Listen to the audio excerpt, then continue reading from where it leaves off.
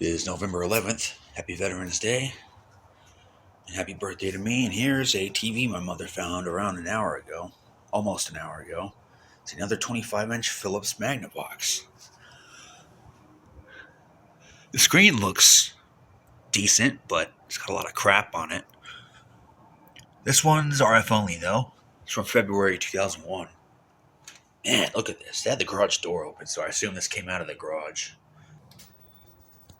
It works.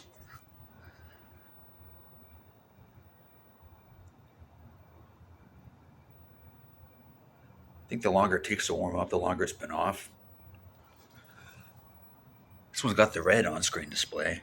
I don't know why the snow looks like the tuner's damaged or some crap. See how it's like that? It's not just solid. Yeah, it works.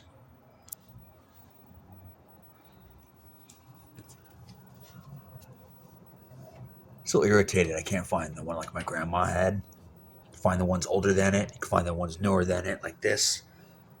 Well, the channel thing was red. Anyway, there we go.